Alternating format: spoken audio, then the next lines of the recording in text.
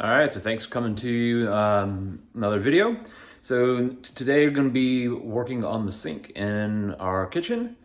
So we are hosting a happy hour event here in about a week and a half. And with that, one of the harder, more time-consuming parts is actually a cleanup and getting all the glassware washed and put back away. Being that, there's also other bottles that we have for simple syrup and other things of that nature that just take a lot longer for us to actually get clean. So we're going to be putting in a glass rinser or bottle rinser on the sink. So I will throw a link to this in the description, but just a drink bottle rinser got off Amazon. So I'm gonna drill a hole through the sink, tighten this up, connect the water line, tee into the existing line. Comes with, looks like it comes with some tape, and then wash for the bottom side.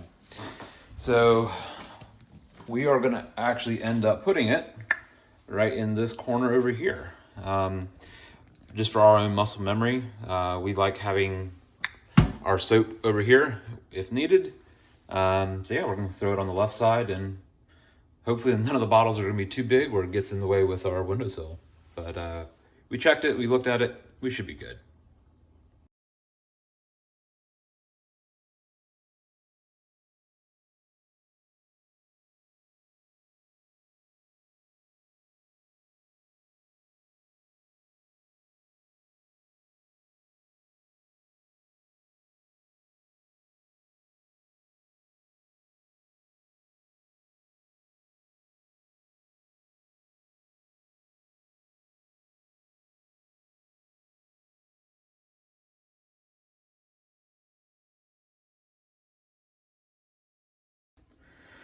All right, so now we'll go ahead and get everything dropped in.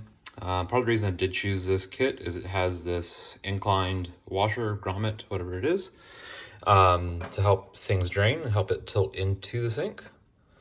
So I'm gonna go ahead and just get that placed in and grab this assembly, drop it down, and then can go underneath and snug this down to the actual sink, and then start dealing with the water tie-in. All right, so now I just need to thread that nut onto that, and then it should be the last awkward position thing that I have to do. All right, so it wouldn't be a project with me if stuff didn't go unplanned. So I'd already shut off this valve underneath here to be able to disconnect. However, as I started loosening the line that runs to the dishwasher, that's the one that's still connected to the valve, it started to leak and leak a little bit more and a little bit more. So telling me that the shutoff valve is either needing to be replaced or just needs to be tightened. So before I was to look at that and mess with that, I wanted to go ahead and shut water off to the house. So that would have been over here.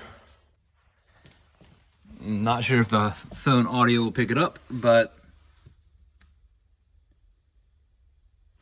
this is not actually shutting off the water. So if I pull back on this flange, it does seem like it's helping to restrict. So honestly, probably could tighten that nut a bit more. But honestly, this is about the comfort level that I have with plumbing and not wanting to create a bigger problem by not calling someone in. So got someone hopefully gonna be on the way this evening, and they'll spend probably 5 minutes fixing it, and I'll probably have to pay $200 for it, for putting in a $25 bottle rinser. Okay, so plumber's just left. I didn't really feel that I was best suited to replace that valve, but I will have to replace some drywall So that's not gonna be as fun, but everything's back to functional. So that works. And then underneath the sink, while they were here, I just had them go ahead and convert the old polybutylene pipe that I had over to PEX, and then just add another T while they're here.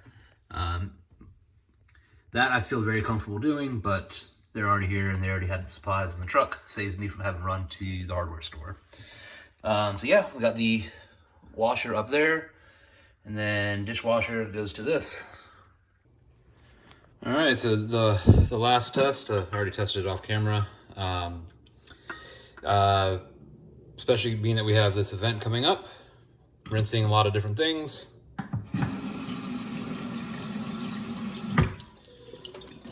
System works well. No leaks anymore. But yeah, we're done. Everything down below is dry. That's it.